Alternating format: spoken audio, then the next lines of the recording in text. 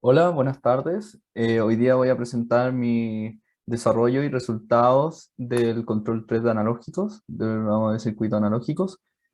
En primer lugar, este es el circuito que se presentó a los estudiantes y lo primero que nos pedían era la polarización de cada uno de los transistores, asumiendo que los transistores están de cada uno de los transistores.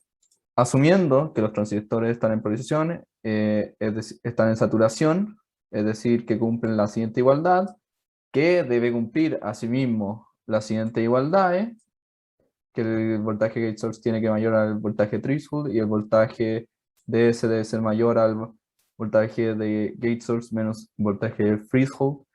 Realicé un análisis en DC, el cual obtuve el valor del gate source para el Q1 y el valor, con lo cual, reemplazando en la condición anterior, se obtiene que vale 8 por 10 a la menos 3 amperes la corriente en I de 1 y haciendo el mismo procedimiento para el transistor 2 se obtiene la siguiente corriente. Como no existen resistencias entre el punto A y el transistor 3, la corriente que fluye por acá es 0, por lo tanto la corriente I de 1 es igual a la corriente I de 2.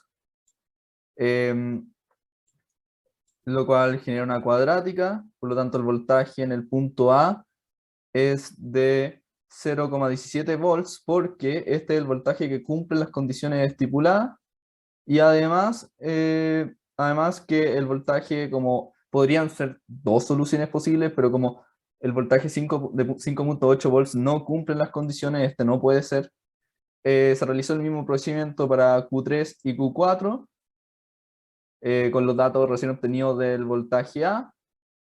Como la corriente I de 3 es la misma que I de 4, entonces se iguala y se despeja, con lo que se consigue que el voltaje out va a ser de menos 0,065 volts o 6,065 volts.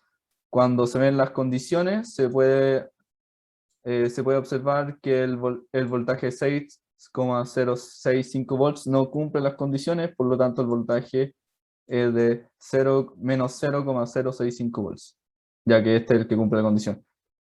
Para la ganancia de banda media, eh, se realiza el siguiente cambio y se hace ciertas suposiciones. Por ejemplo, Rx es un valor muy cercano, vale 0, por lo tanto este sector está cortocircuitado, y R0 es suficientemente grande, como tendiendo a infinito, para que esto se comporte como un circuito abierto.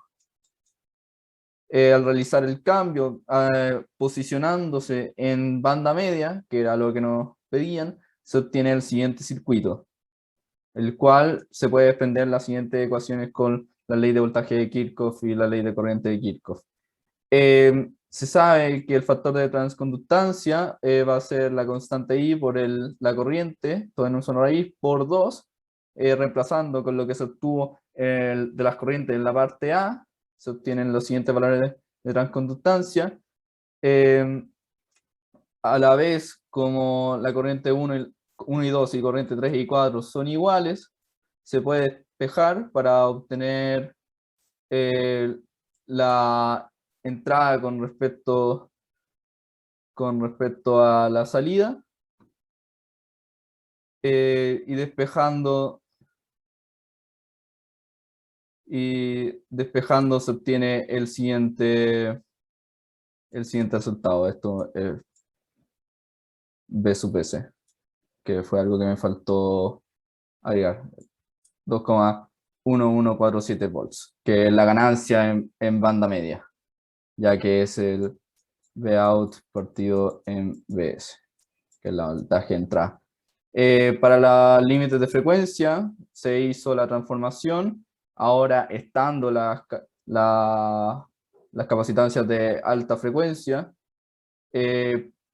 por lo tanto se ocupó el polo dominante y se asumió CGS1 del polo dominante, obteniendo eh, el siguiente circuito.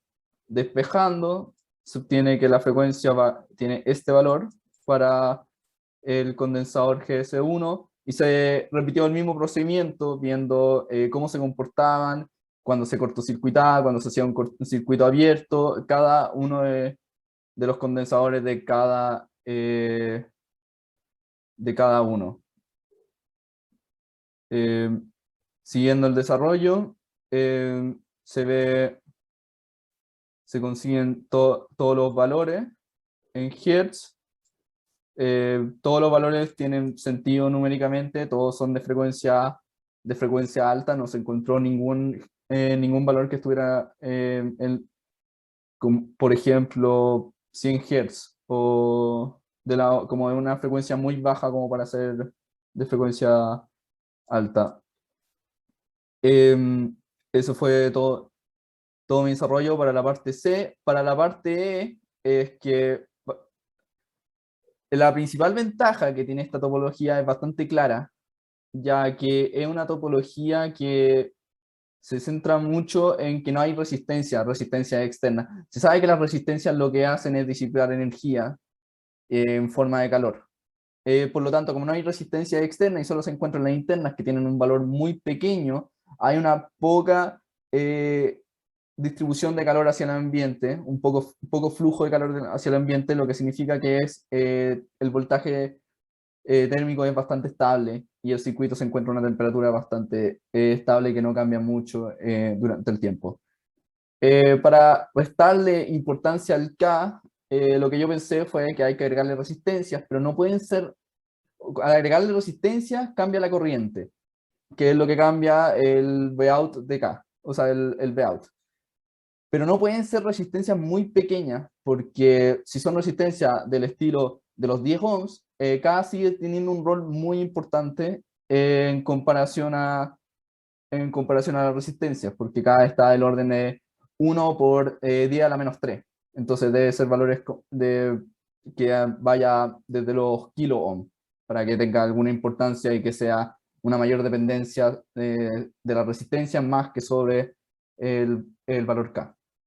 Muchas gracias por su atención.